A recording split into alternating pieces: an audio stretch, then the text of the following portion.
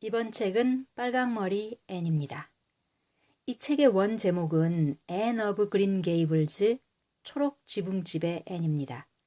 왼쪽에 있는 그 그림이 바로 그 초록 지붕집인데요. 그 앞에 있는 그 나무의 앤은 눈의 여왕이라는 이름을 붙여줍니다. 아름다운 벚꽃나무입니다.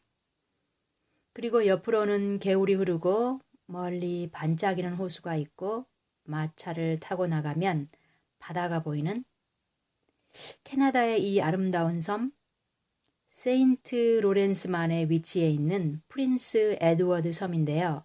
작가 루시모드 몽고메리가 태어난 곳입니다.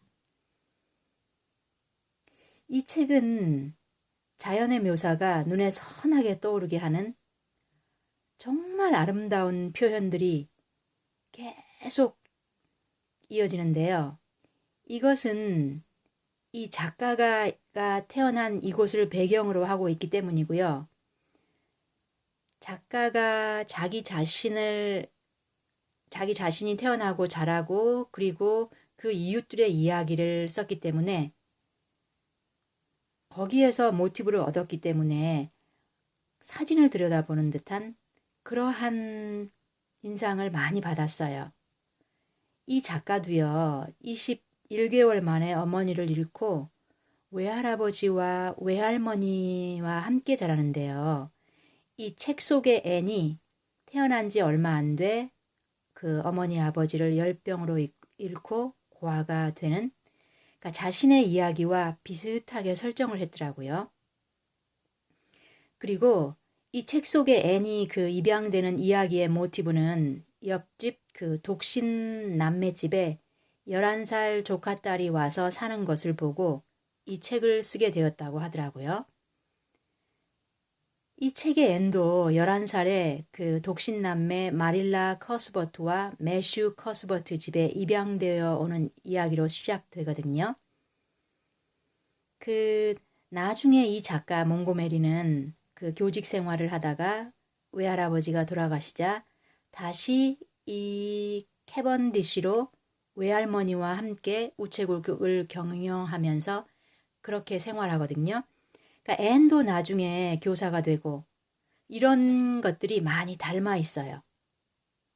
그리고 사실상 이 책이 처음에는 여러 출판사의 외면을 받다가 그 $500에 그 LC 페이지사에서 1907년에 빨간머리 앤으로 출판되는데 1908년에 그 미국에서 일러스트를 넣어서 출판돼서 그때 세계적인 베스트셀러가 되더라고요. 그리고 연이어서 그 1912년에 에이번리 그 연대기 1 그리고 1920년에 에이번리 연대기 2 이렇게 발표되고요. 그러니까 계속해서 연결해서 책을 쓰게 돼요. 그래서 보면은 그 속편들이 계속 인기를 끌고 에이번리의 앤, 레드먼드의 앤 이렇게 거의 10여 편의 속편이 발표되고요. 그리고 그 1935년에 이 작가는 대영제국 훈장을 받고 캐나다 여성으로 최초로 왕립 학회 회원이 되는 영광을 누리고요. 그리고 68세 때 토론토에서 숨을 거두지만 그 고향 자기가 평생 사랑했던 이 고향 캐번디시에 묻히게 되더라고요. 자, 이 책은 상당히 저도 이 책을 읽을 때 옛날에 그 TV 만화를 볼 때 앤의 성장을 중심으로 기억하고 있었는데 저는 이번에 이 책을 읽으면서 이 마릴라와 매슈의 입장이 크게 마음에 들어오더라고요. 자, 그래서 이 처음에 시작되는 이 그림을 한번 보면요.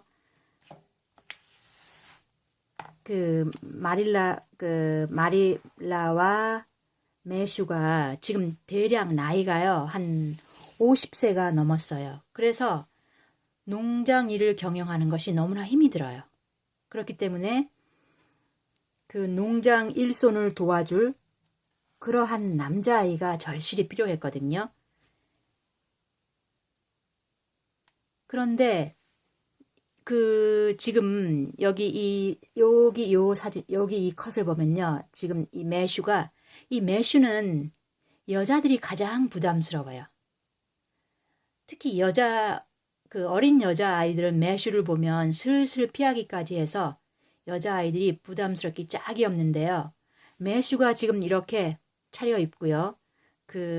역으로 나가는 거는 역에서 일손으로 들어오기로 한 남자아이를 데려가는 거예요. 요 그림에 보면 지금 잔뜩 주눅이 든 것 같은. 그런데 역에 다다라서 보니 여자아이 한 명밖에 없는 거예요. 그래서 정말 지금 매슈는 지금 엄청 당황한 데다가 어떻게 할지 모르는데 이 여자아이가 지금 기다리고 있는 이 앤이거든요. 그래서 앤이 이렇게 매슈를 만나서 지금 돌아오는 길이에요. 표정이 많이 누그러졌죠, 그래도. 자, 그런데 앤은 매슈를 알아봐요. 어떻게 얘기하냐면은, 매슈는 마음으로 이야기를 하는 사람이다. 그러면서 이 책의 쭉 연결되는 뒤에도 계속 앤은 항상 힘들 때 이 매슈가 자기 마음속에 용기를 주는 그 기둥 같은 사람. 그래서 어떠한 상황에서도 이 매슈를 생각해내고 그리고 아저씨를 실망시켜서는 안 된다고 하면서 용기를 내요. 그래서 퀸즈 학교에도 1등으로 입학하고 대학 장학금을 받으면서 졸업을 하거든요. 그리고 나중에 이 매슈가 앤이 매슈한테 이제 물어보죠. 자, 만약에 아저씨의 짐을 덜어드릴 내가 남자아이였다면 얼마나 좋았을까요? 하면서요. 그런데 매슈는 그때 뭐라고 얘기하냐면은 남자아이 12보다 네가 낫다.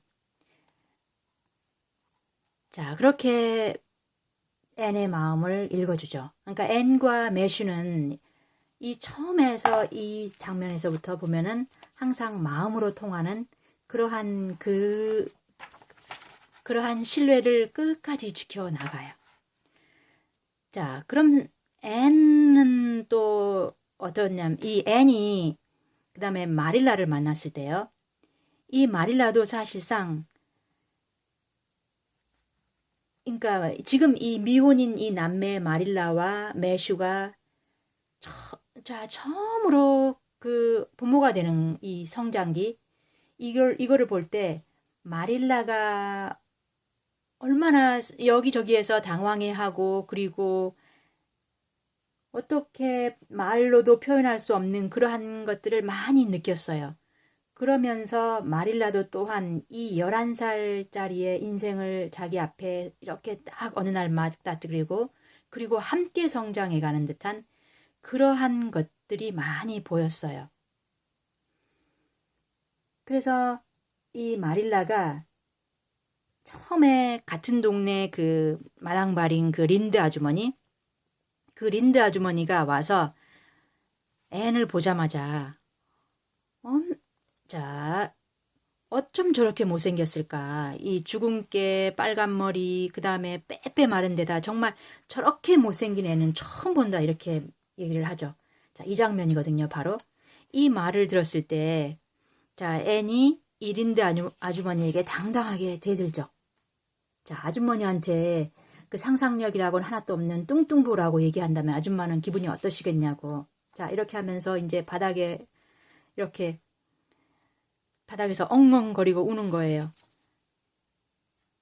자, 여기서 너무 당황한 마릴라는 앤을 우선 방에서 못 나오게 하고 반성을 할 때까지는 그리고 네가 사과를 할 때까지는 나올 수 없다 이렇게 얘기를 하는데 마릴라도 그 순간 뭐를 느끼냐면요. 자기가 어렸을 때 친척 아주머니 한 분이 자기를 보고 어쩜 저렇게 까맣고 못생겼는지 가엾기도 해라 이 말을 들었는데 그날 입은 그 마음의 상처가 아물기까지 꼬박 50년이 걸렸다 이런 말을 해요. 그러니까 마릴라도 앤을 보면서 그런 표현이 이제 여기저기 나오는데, 함께 치유를 하고 함께 그 어린 시절을 다시 보내는 그러한 것들을 느껴볼 수가 있어요. 그래서 사실상 이 앤은요, 그 부모님이 선생님이었는데 그 앤을 낳고 부모님이 그 열병으로 돌아가셔서 기억 속에는 부모님이 없거든요. 그렇지만 상상력으로 항상 그거를 찾아내요.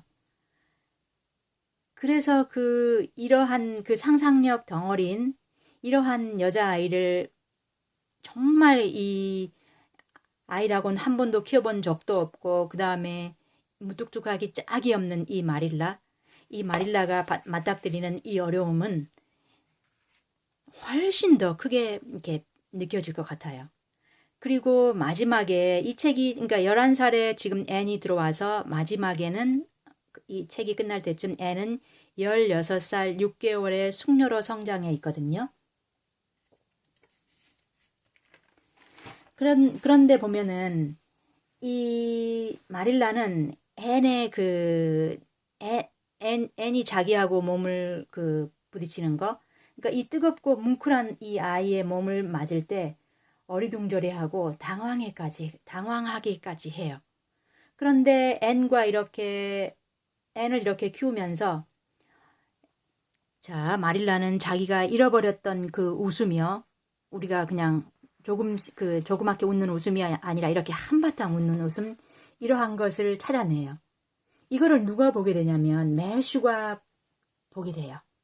매슈가 지나가다 놀라서, 아, 저렇게 한바탕 큰 웃음을 터뜨렸던 적이 언제였지? 이렇게 의아해하면서 보게 돼요. 그러니까 마릴라와 매슈는 앤을 보면서, 그러니까 어떤 잃어버린 감각이나 잃어버린 감정, 이런 것들을 많이 살려내고, 그 다음에 그런 거를 다시 한번 느껴보고, 그러면서 같이 성장을 한다는 거, 그런 거를 여러 번 볼 수가 있었어요. 자, 그리고 마릴라는 앤이 다쳤을 때 거의 심장을 쥐어 짜는 듯한 그러한 두려움을 느끼고요.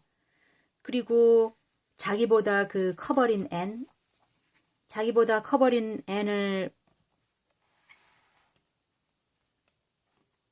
보던 날은 그 뿌듯함도 있지만 그 설명할 수 없는 상실감, 그런 것 때문에 그날 밤 이 마릴라는 대성통곡을 하고 울어요.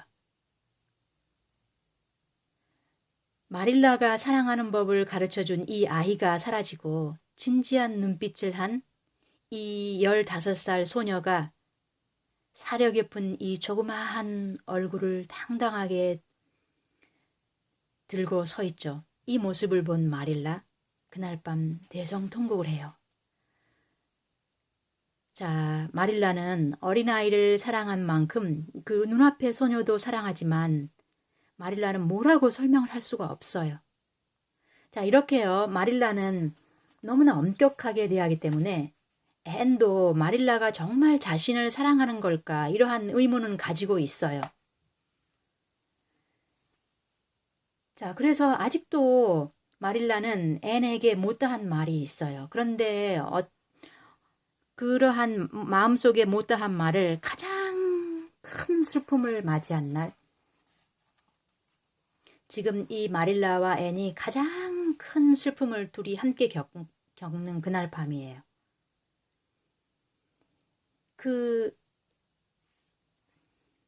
이날 밤에 자신들이 함께 이러한 가장 큰 슬픔을 겪으면서 마릴라는, 자, 이렇게 말해요. 내가 매슈 오라버니만큼 널 사랑하지 않았다고 생각하면 안 된다. 말할 수 있을 때 말해주고 싶구나. 마음속 말을 한다는 게 내게는 참 어려운 일인데 오늘 같은 날은 한결 수월하구나. 난 널 친자식처럼 사랑한단다. 내가 초록 지붕 집에 온 뒤로 너는 내 기쁨이고 위안이었지. 자, 이렇게 마음속의 이야기를 터놓는 거예요. 자, 이 책은 사실상 그 앤과 다이애나의 우정의 힘, 이게 가장 큰 줄거리긴 해요.